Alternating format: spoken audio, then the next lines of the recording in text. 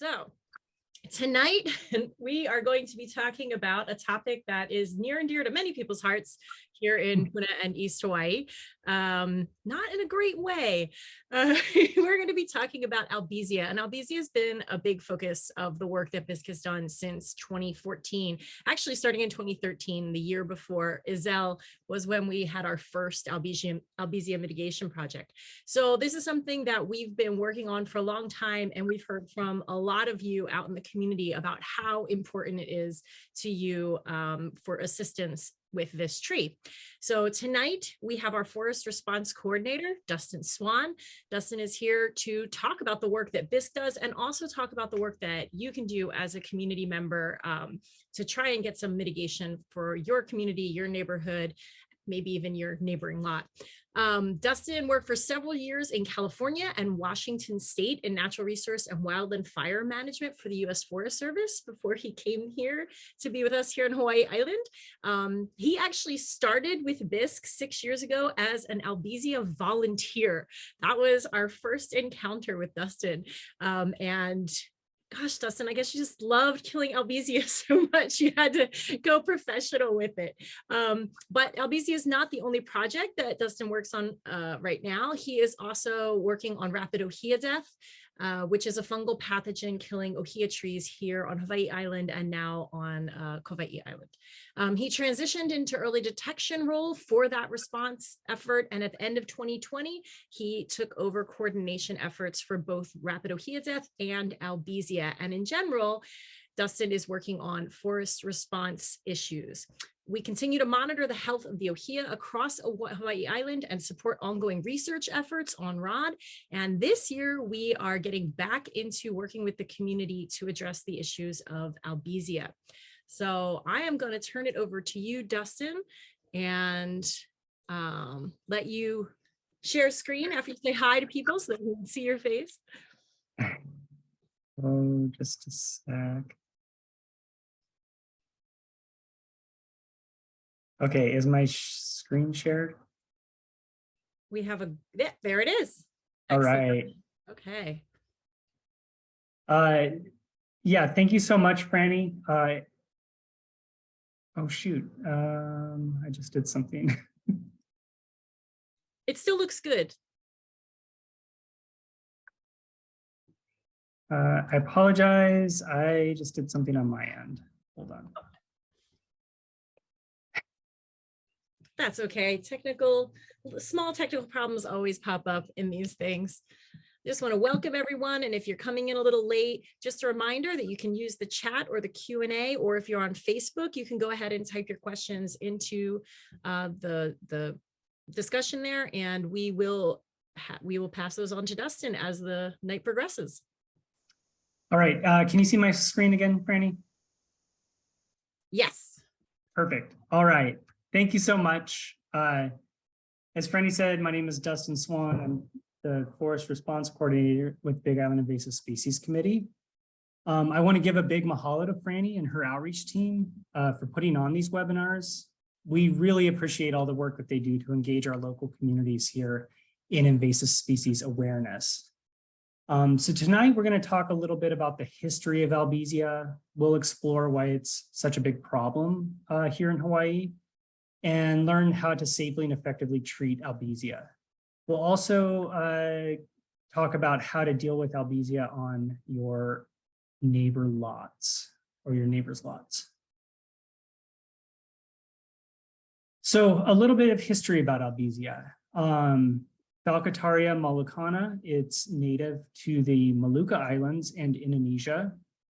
And it was introduced in the early 20th century, about 100 years ago, and planted because its quick-growing nature was attractive for reforestation, especially on slopes that were left bare from logging and cattle ranching. It was one of the most commonly planted trees in the forest reserves of Hawaii for these reforestation efforts. About 140,000 trees were planted statewide, so that all the islands here in Hawaii. And if you think about that, just driving through one of the neighborhoods in Puna, you'll see well over 140,000 trees just in one single community alone. So it clearly spread quickly. Many of the trees were planted in the Hilo and Puna area during the 1930s by the Civilian Conservation Corps. And then with the collapse of the sugarcane industry in the 1980s and 90s, this led to widespread open areas that were easily invaded by these Albizia trees. As you can see here, they hold the Guinness Book of World Records in 2001 as the fastest growing tree in the world. That was, I believe, clocked here in Hawaii. And that's because they can grow up to an inch per day, 10 to 15 feet in a year, and towering up to and over 200 feet tall. Then at just 4 years old, these trees start producing tens of thousands of seeds that easily disperse in the wind.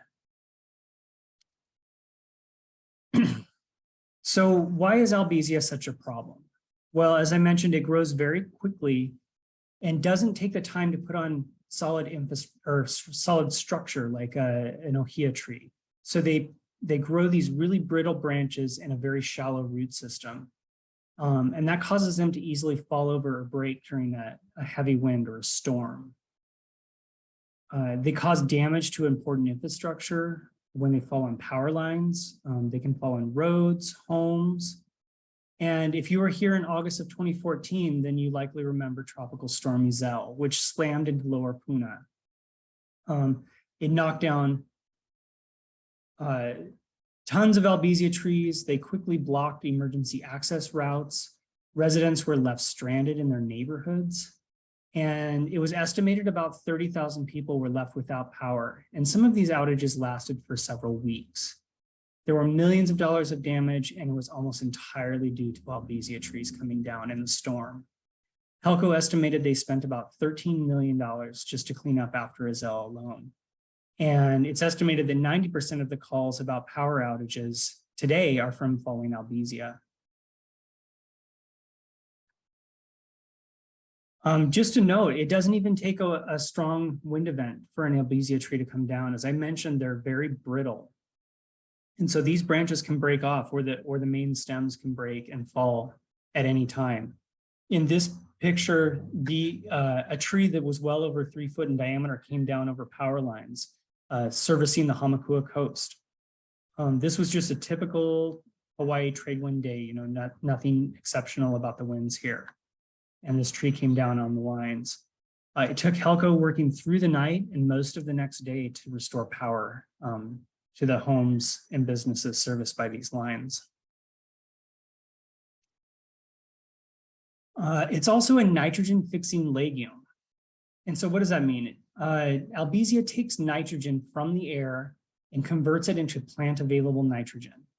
So as the leaves fall down, the branches break off, they decompose in the soil, and this increases the nitrogen available to other plants underneath the trees. Unfortunately, our native species here did not evolve to utilize this nitrogen. Trees like the Kolea and the Ohia here on the right. But invasive plants like strawberry guava and Clidamia are able to utilize that nitrogen readily. And this allows them to grow quickly and outcompete our native species here in Hawaii.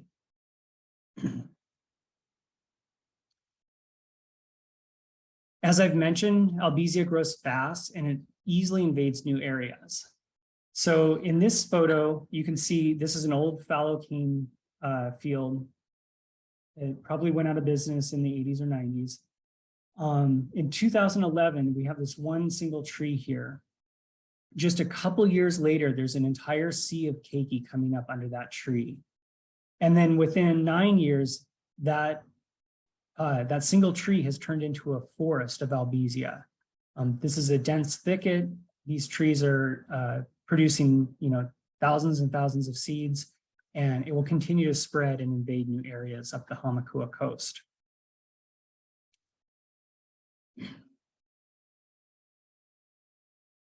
This is a couple of older satellite imagery photos of Hilo. This is near the Wailuku River in Rainbow Falls. In 1993, it was estimated that there was about 10 acres of Albizia invading the space seen here in this photo. And then just 16 years later, that's increased to about 35 acres of Albizia. That's an increase of over 250% in just 16 years. Very, very quick growing, very rapidly spreading tree. So another issue with these massive, fast-growing trees that people often don't consider is that they cause an obstruction of our views and skylines. This is a photo taken from boiling pots in the 1980s. You can see Mauna Kea in the background, Nisohea forest down below there. And you can also see this one single Albizia tree circled in red there on the left. Fast forward about 30 years, and that one tree has spread into an entire forest of Albizia. In this photo, you can see that Mauna Kea is completely obstructed by trees that are well over 100 feet tall. Imagine how many landowners in Puna would have an ocean view or a mountain view if it weren't for all the Albizia trees blocking those, obstructing those views.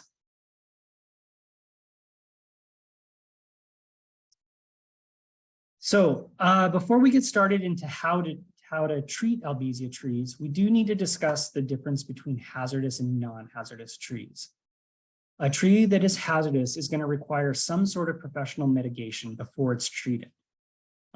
It's irresponsible and dangerous to treat any Albizia tree that poses a hazard.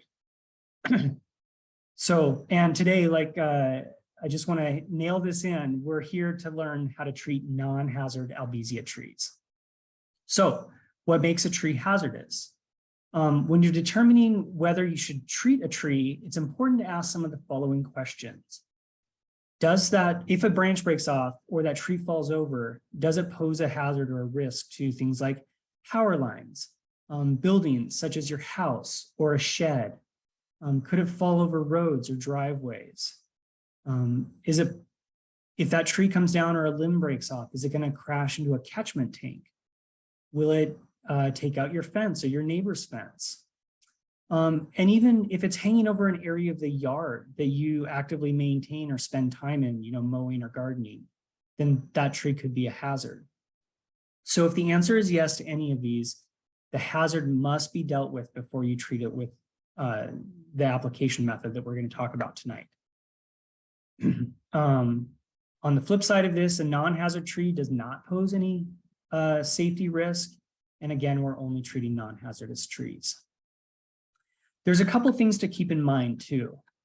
When treated with herbicide, really large Albizia trees are going to stay standing dead for the next 5+ years as they slowly fall apart and break down in place.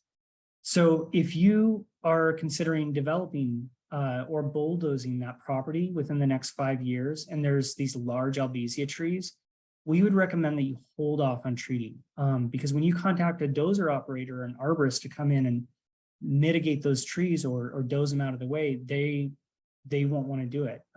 Once those trees are treated with herbicide, they die quickly and they become very hazardous to anything underneath them, including dozers or arborists trying to climb and cut them.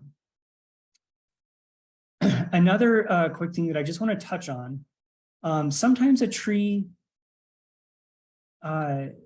that's treated that is not hazardous could affect the tree next to it that's hazardous. So in this little graphic here, I have a larger Albizia tree next to some power lines. So obviously this tree would be a hazard to those power lines.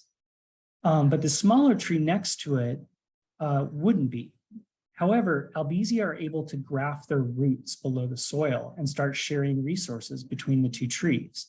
So if you were to walk up and treat this smaller non-hazard Albizia tree, and it's sharing those resources with the larger hazardous tree next to it, that tree could die and become a significant hazard to those power lines. So just wanted to throw that out there and make sure people keep that in mind when they're considering whether or not they should treat an Albizia tree. So let's talk about the method that we use. The treatment method is called incision point application, and we're using the herbicide called Milestone.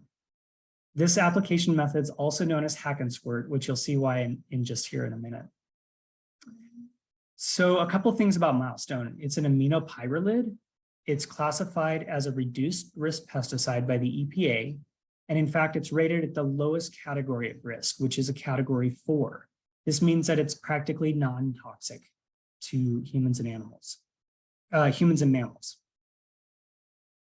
Milestone it's essentially a highly specialized salt, and it contains no hexachlorobenzenes, which is a carcinogen that's found in some other pesticides. It's a highly effective plant growth regulator, which disrupts the metabolism of the tree. When a plant can't metabolize and produce energy, it dies. This process, it starts going into effect almost immediately. Within a few hours, that tree is starting, milestone is translocated through the tree, and the tree is already starting to die. It will be fully defoliated and dead within a couple of days or a couple of weeks, depending on the size of the tree. Studies have shown that there are no ill effects on mammals and birds, so it's safe to use around pets and chickens. And it's not toxic to worms, bees, fish, or aquatic invertebrates. So one note though, although there's no serious health or environmental risks that have been identified with Milestone use, it can cause crops to fail due to its action as a plant growth regulator. So what I mean is, we talk about how Albizia is full of nitrogen, which means it makes an excellent compost. But if you're going to compost with that Albizia tree, be sure to cut it down and compost before you treat it with Milestone. You don't want to treat the tree and then compost your vegetable garden, because it could affect your crops, especially plants like tomatoes and peppers. So let's take a look at how the hack and squirt works. The hack and squirt is simply just making an incision through the bark into the cambium layer of the tree. As you can see here in the video, Bill's hacking through the bark into that white glossy layer just under the bark. And that's the cambium. So that's the sapwood where all the water movement in the tree is happening. The water's moving up and down through that tree. And then once he notches out, he's creating a little notch in order to put the 0.5 milliliter of herbicide. It's a very small amount in each of these hacks. 0.5 milliliter is about 1/60th of an ounce. So it's a very small amount. And then as you can see, that tree is readily going to take up that pesticide. So how many hacks should you make in a tree? Well, it depends on the size. So trees that are under 2 foot in diameter, you want to make your hack marks about every 10 inches. So I tell people to make a shaka and do a hack about a shaka width apart all the way around that tree. That's going to be about 10 inches. As the trees get bigger, your hack marks are going to actually get closer together. So trees 2 to 3 feet in diameter, you're going to bring that into about every 5 inches. So about half a shaka. And then those monster trees that are over 3 foot in diameter, you're going to make your hack marks about every 2 inches, almost like the width of a hatchet. So a hatchet all the way around. And then in each of those hacks, again, you're only going to apply 0.5 milliliter of the Milestone herbicide. I just want to stress this again. We only want to treat trees that are not hazardous. It's dangerous to treat ones that are posing a risk to infrastructure or roadways. So obviously the best time to kill an Albizia is when it's small before it becomes big. There's a couple ways to do that. If the tree's small enough, you can just simply pull it out. They come out of the ground pretty easily when they're small. Or as you can see here, you could just snap off the top, just drop a drop of Milestone herbicide, and it will kill that plant.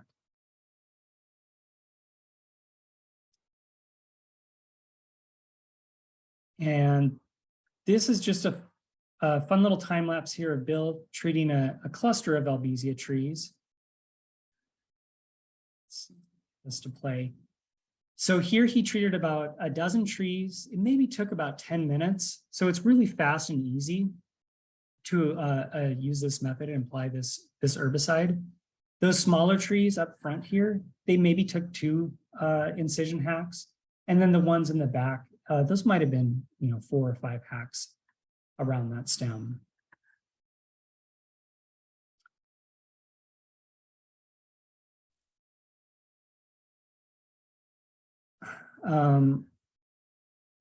Whoops, sorry. So I often get asked at these, well, what about girdling a tree? Do I have to use Milestone to treat Albizia tree? And the answer is no. There's more than one way to skin a tree, it turns out. I'm sorry for the bad dad joke.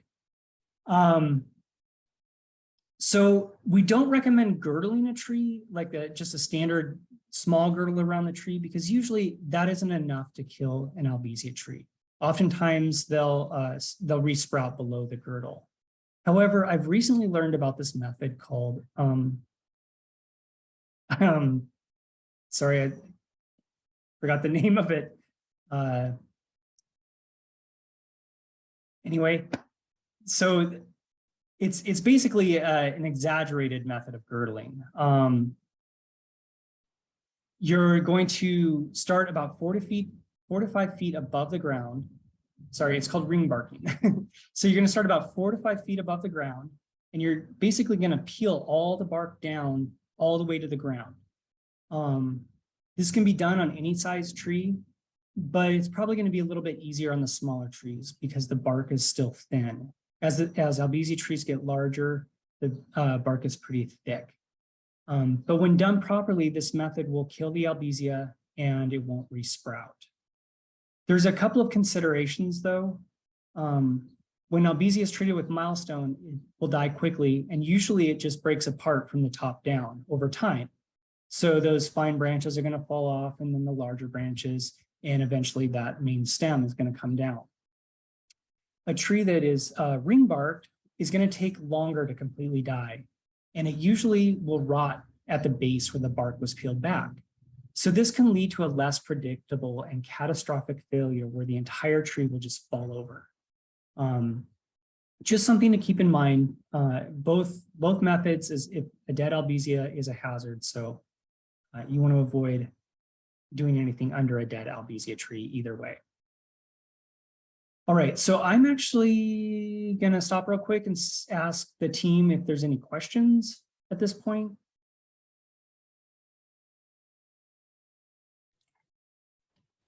Hi, Dustin. Oh, shoot. Sorry, Molly, go ahead. Okay.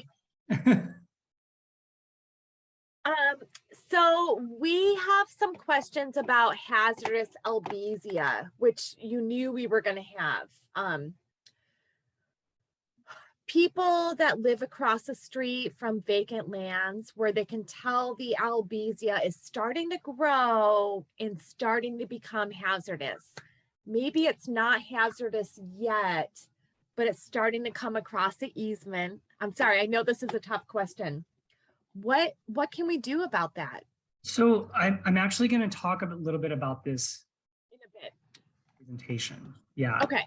So, but if I don't answer that question, let me know at the end, and I'm happy to talk more about it. Okay. So Gideon just messaged us and said he tried peeling chocolate Albizia, which is a different species from what you are talking about. Yeah, it is. But it sprouts and the bark regrows again. But it works for common Albizia. I guess it's a different species, so there's not much. Different. It is a different species. That's interesting. I hadn't heard that yet, but I also haven't tried this method on a chocolate Albizia yet either. Okay. So that's all the questions we have now, but we're looking forward to your hazardous Albizia discussion. All right. Again, if I don't answer the question, no. Okay. Thank you, Molly. All right. So let's move on here. Again, we're only treating non-hazardous trees with Milestone, but what do you do if you have a hazardous tree on your property? Well, that hazard has to be mitigated before you treat it with Milestone. And the best way to do that is to have an arborist trim or fell the hazardous parts of that tree. So there's a couple of things to include in the contract to help reduce the cost. We all know arborists are expensive, but there's a few things you can do to help lower those costs.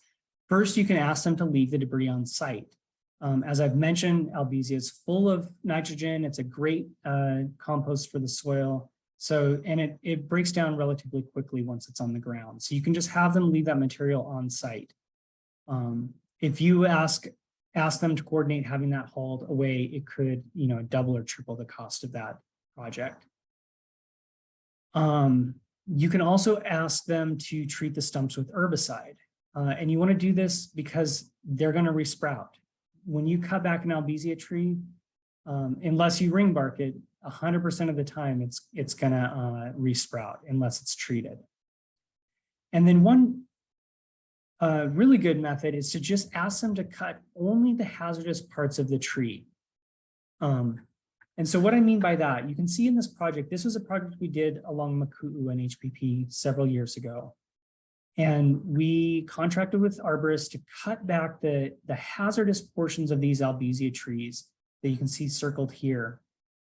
These were hanging over the road, could have fallen into the road and possibly impacted the power lines across the street. And then they left the trees that were leaning away from the road that were non-hazardous, right? These are aimed towards an empty lot. These are large lots in HPP. And no infrastructure below those big trees. And then once those trees had been, the hazardous portions had been mitigated or cut back, then the team went in and treated them with Milestone. And you can see the trees up here. These are the tall ones that were treated, and now they're just going to break apart and fall down safely over some vacant property here. If you ask the arborist to cut the tree all the way to the ground, that can often increase the cost of the project. But if you just ask them to cut back the portion of the tree that's hanging over your catchment tank, but the rest of the tree is hanging over, empty property or weeds or something, you can just have them cut back that hazardous portion and then treat the rest of the tree.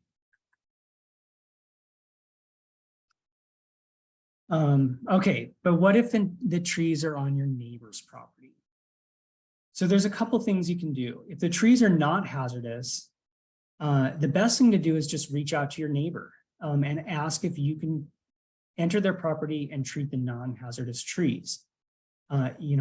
Oftentimes if you reach out and say, hey, I want to do this for no cost to you, your neighbor's going to say, yeah, go for it, and give you permission. So, but what if those trees are hazardous, right? You still want to try to talk to them if possible. If you have a relationship with your neighbor, just have a discussion and explain the situation. I've noticed you have this large tree in your property. It's hanging over our catchment tank.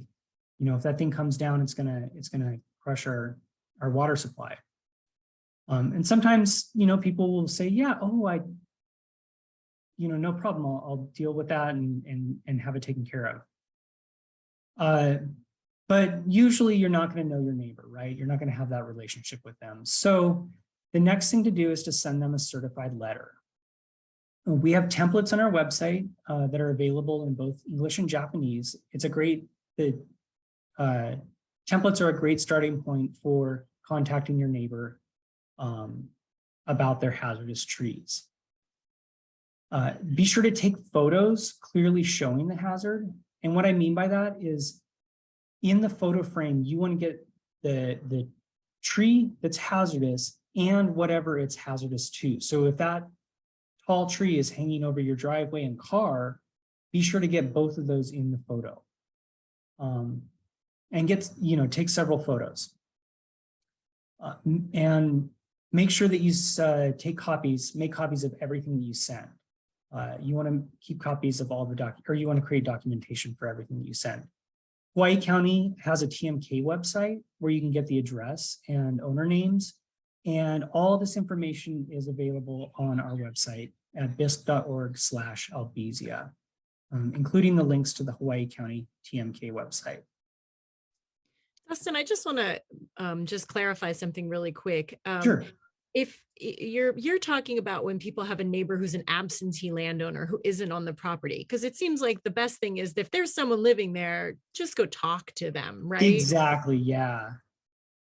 Yeah, I just wanted to check because I think a lot of people, they might not know their neighbors, but we always recommend that the first thing to do if they're there is go talk to them. But we're very aware, especially in East Hawaii, that a lot of folks own properties, but they aren't here. They're on Oahu or the mainland or somewhere else. Yeah, exactly. Thank you, Franny. That's a really great point. Yeah, definitely try to talk to your neighbor if there's a house on the property. Otherwise, you want to start by going through this process, sending them a certified letter. And then what do you do if that neighbor doesn't respond or you get a negative response?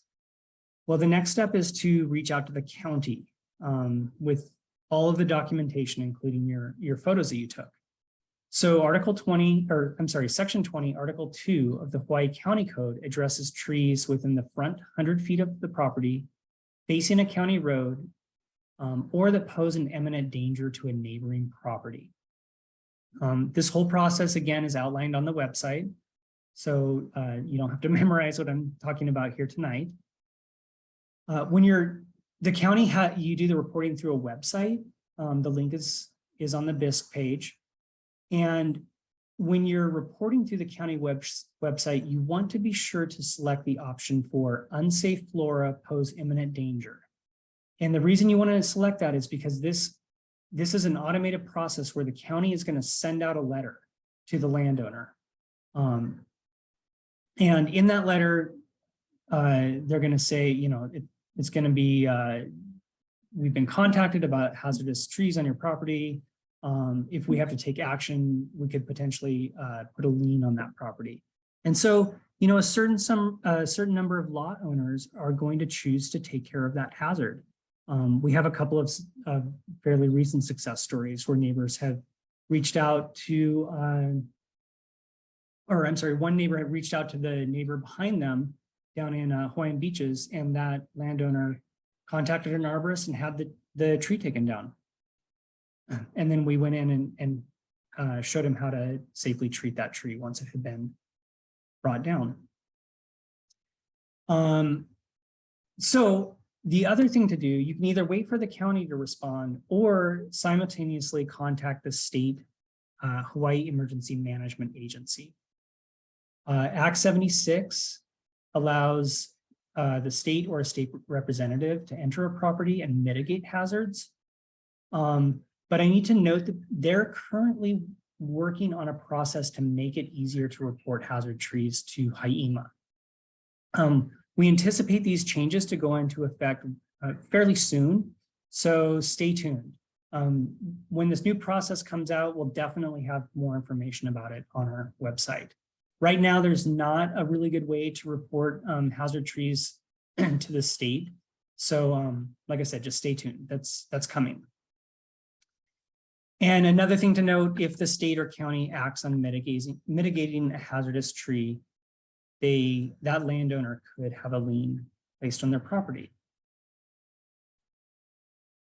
A couple of considerations. You want to make sure to keep records of all the communications that you have. As I mentioned before, the photos need to clearly show the hazards, so you want to get everything in the frame of the photo. And as you move through this process, whether it's just talking to your neighbor, sending your neighbor a letter, contacting the county, or eventually contacting the state HIEMA office, your chances of success can improve. So as you move through this, we see more and more success of people taking care of those Albizia trees on their own properties.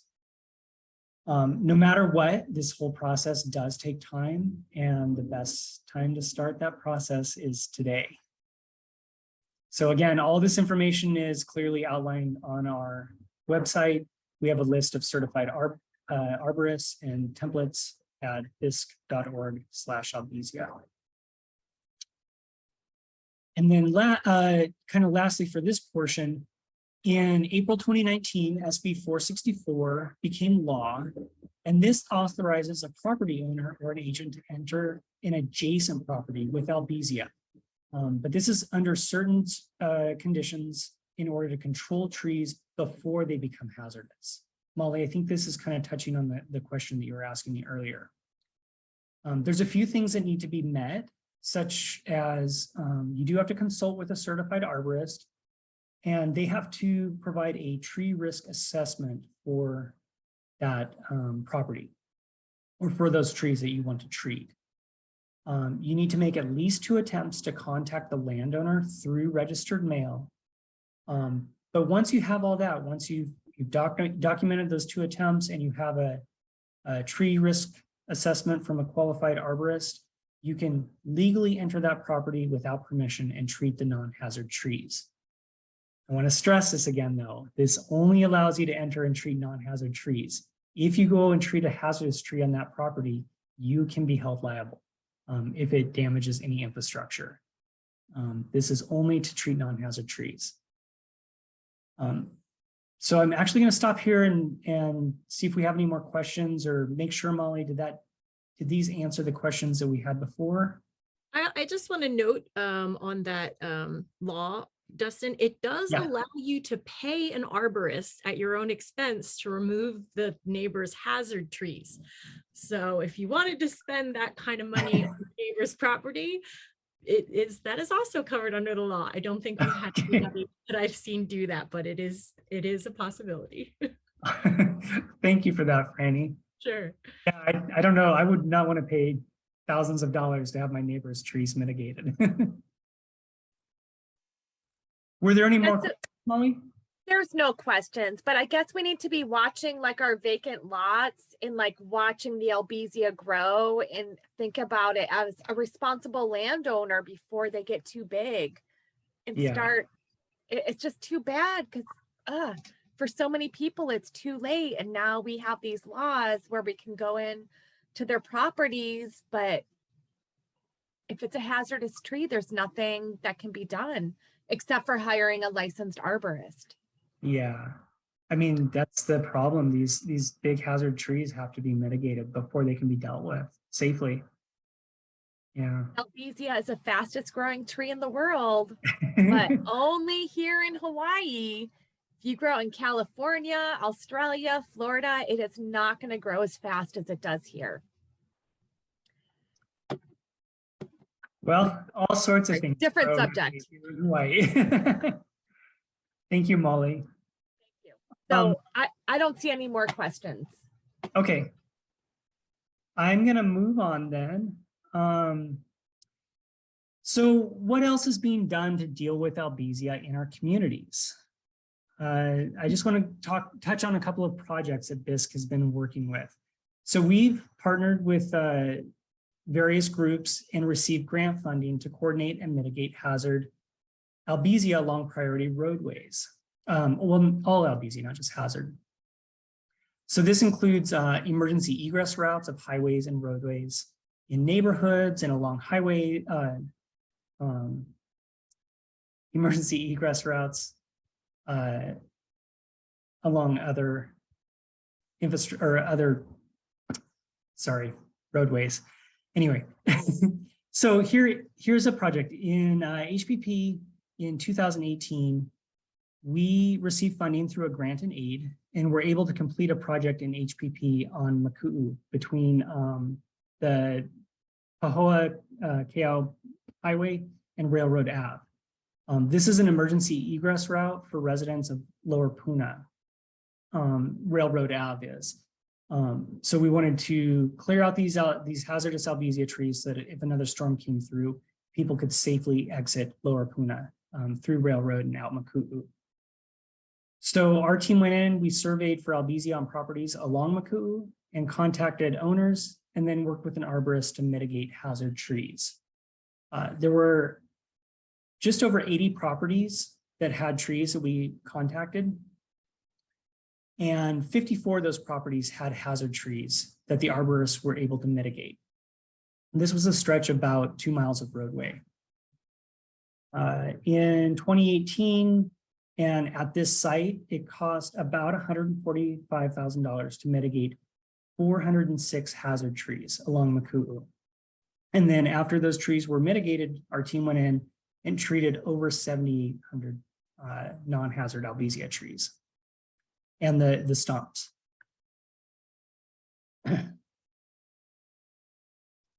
In 2017, we partnered with Hawaii Department of Transportation and the County Public Works to clear back the tree tunnel that was along Saddle near the new extension.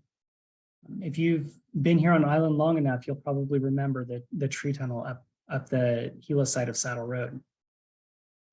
Again, hazardous trees were limbed or felled, and then our crew went in on the ground and treated the remaining non-hazard trees and stumps. For this project, we were able to treat over 20,000 trees, and this was along just over 6 miles of roadway.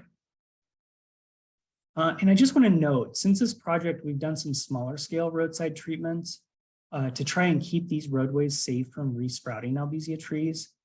And I just want to mention that BIISC doesn't receive specific funding for maintaining these previously treated sites. It's essentially impossible for us to dedicate the necessary resources for keeping these corridors safe long-term with the current funding that we get through grants and other means. This is why it's so important for landowners and other responsible parties to stay on top of Albizia removal before it becomes expensive and resource intensive. As we've already discussed, it doesn't take too long for these trees to grow and become hazards again. So one other project I want to talk about, this is our latest project. In 2020, we received another grant in aid to start work in Hawaiian Beaches neighborhood along Kahakai Boulevard. Unfortunately, right when we were getting started with this project, the pandemic hit, and that put things on hold for a bit. But towards the end of 2020, we were able to finish surveying and sent letters to 120 lot owners outlined in phases 1 and 2 here on this map. Then in 2021, we contracted with an arborist to trim and fell 59 hazardous Albizia trees. So remember the Makuu project, we were able to mitigate almost or a little over 400 hazardous trees for $145,000. For this project, the trees were so massive and the lots are so small, the complexity of removing the trees, we were only able to have 59 hazard trees taken down, and that cost $200,000. So quite a bit more than that Makuu project for significantly less number of trees. Unfortunately, because of the cost of the arborist and the complexity of those hazard trees, we were only able to get about halfway through phase 2 on the hazard mitigation. Our team then went back in and treated over 3,000 non-hazard trees on all of the parcels throughout phases 1 and 2. We were hoping to finish out phase 2 and start work on phase 3 this year, but unfortunately, we did not receive the grant and aid award this year. So hopefully we'll try again next year and hopefully we can get that. Another thing that we're really proud of is our community engagement. Since 2014, we've trained more than 600 residents how to safely and effectively treat non-hazard Albizia within their own communities. We've done various hands-on workshops where members from the community come out and have treated more than 14,000 Albizia trees in total. So we love working with our community members and they love these projects, as you can see by all the smiling faces on these photos. And then some of our own communities have formed their own Albizia assassin teams. On the left here, you can see Judy and Bob. There are Aina Loa assassins. This is a small group of retirees that formed a nonprofit called Albizia Begon. Judy and her sister actually surveyed the entire neighborhood in Aina Loa and then sent letters to all the owners with Albizia on their lots, either asking for permission to treat the non-hazard trees or making lot owners aware that they have hazardous trees on those properties. They were able to obtain permission and treated on more than 300 lots here in Ainaloa. And some of the folks, they didn't solicit money, but some folks were so happy that they were out there doing this work that they just sent money back with their permission letter signed. And so that's why Judy set up the nonprofit, and they were able to do a limited amount of hazard tree mitigation with that money, as well as buy supplies like hard hats and Milestone. So really, really great group. And then on the right here is Seaview Estates. In the past, we worked with a couple of community members down there who organized monthly work days. BIISC would join those monthly efforts and help treat Albizia on lots that had been given permission. For this community, the folks were able to obtain permission for 134 properties, and then we went out and helped treat on those parcels. Other communities that we're currently working with include HPP, Leilani Estates, and Kamai in North Hilo. Definitely, if you're interested in forming your own Albizia assassin team in your neighborhood, please reach out. We would love to hear from you. Each neighborhood has their own approach, and we're glad to discuss what might best work for you and your community. And then speaking of community workshops, I wanted to let everyone know to save the date. We have an Albizia hands-on workshop coming up in August. So we're going to meet at the HPP Community Center at 9 a.m. on Saturday, August 20th, and do a short presentation about Albizia. And then we're all going to caravan out to a property in the community that has given us permission to go and treat Albizia hands-on on the property. If you want to join us, be sure to bring sturdy shoes, long pants, a long sleeve shirt, and sunglasses or safety glasses. But we're going to provide everything else, all the necessary PPE and the applicator bottles and the Milestone to go out and treat these trees hands-on. We'd love it if you came out and joined us. So with that, I want to say in summary, it's really fun to kill lots and lots of Albizia trees, as you can tell by all these smiling faces here. And I'm happy to take any more questions if there are any. I agree. It is very fun to kill lots and lots of Albizia. Yeah, I have to jump in and say I that know. it is one of the most rewarding things when we go out and just like slay 100 Albizia that are coming up. It's a lot of fun. So hopefully we'll I'm have so more. proud to live in Ainaloa because I look around my neighborhood and I just moved here in 2018, but it's hard to see Albizia trees in my neighborhood. And that's because of you, Dustin, and your community group. So It's mostly the community group. well, I still appreciate it. So do I, as a fellow Ainaloa resident. We're Ainaloans. Is that a thing? I don't know. I just made it a thing. But we Were do there any have more questions, Molly? Yeah, we do. Can our subdivision get assistance to clear our only road in and out? They're getting big.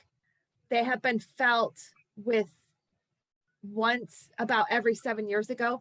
So I guess I'm not sure what neighborhood we're talking about here. Tina, will you give us a little more information? Like surely if you and your neighborhood association wants to get together, we will be there to help you. Yeah, and I'm happy to go and visit with folks within their communities and discuss, you know, what can be done to hazard or deal with Albizia trees. Yeah. One of the issues is always, you know, we can help with Albizia that's young and, you know, it's non-hazardous, right? Non-hazardous. And we got a lot of that with volunteer effort. But when you start to get into trees that may overhang the roads or overhang power lines, it's dealing with where we would need to find funding for that. So that's something we've been putting a lot of pressure on the state which has actually ponied up quite a bit of money in the last 5, 6, 7 years. But we're also hoping that the county of Hawaii will really start to push a little harder on this issue as well. So I think for all of you who are concerned about Albizia in your communities, it's definitely worth letting your council representatives and your state representatives know that this is an important issue for you and that you do appreciate and want to see action on Albizia. Molly, are there more questions, or is there an answer to Tina's subdivision? I'm curious. Hopefully we answered Tina's subdivision. Tina, if you have more questions, please just email us at BIISC.edu. At Hawaii.edu. At Hawaii.edu. That's why I was making that face. And like, we are more than willing to work with you and like help empower your community to mitigate the threat of Albizia, because it's a huge thing and it takes a community to deal with it. Yeah. Just like with Hawaiian beaches, you know, we had funding to do the whole route, but we lost funding. So like we can only do so much. As with so many things, a lot of it comes down to money. I noticed Gideon, I'm not sure if this went to everyone. Sorry, I was just seeing it. Yeah, Gideon's mentioning that he had reported some hazardous Albizia by the Wainaku Bridge in Hilo. And I know that we spoke with the folks at County DPW, and they have a lot of hazard trees that have been reported and they've assessed, but the county right now doesn't have any money to follow up on that. And of course, what ends up happening is then you have a tree that falls and it costs everybody a ton of money for that tree fall, but for some reason it's a little harder to be proactive on these things and put that money up ahead of time. So again, I just encourage everyone to be speaking with their representatives and saying, hey, there are really good solutions out there, and we want to see those implemented when they're a little lower cost than they end up being down the road. Yeah, let's not do emergency response mode. Let's take care of it before it's an issue that impacts all of our lives. Exactly. And I just want to give a big mahalo to Gideon, because he was I know, can we do that? You know, with BIISC, and I'm so glad that he's still out there pushing, you know, passionate about this issue. So that's great. Thanks, Gideon. I think Gideon just got back from the Northwest Hawaiian Islands, and now he's like jumping in and caring about invasive species again. Okay, well, if there are no other questions, then thank you all so much for joining us tonight. We really appreciate it. Everybody taking time out to learn about this issue and be more informed and share that information with others, it really does help. It really is taking a critical mass, but believe it or not, since 2014, we have seen a lot of change and movement on the Albizia issue. So we just need to keep that going. Thanks so much, Dustin, for such a great presentation. And thank you, Molly, for setting this up, Franny, and Molly and Jade. I appreciate it. Of course. All right. We're going to stop the recording now and say aloha. Good night to everyone. Thank you for coming.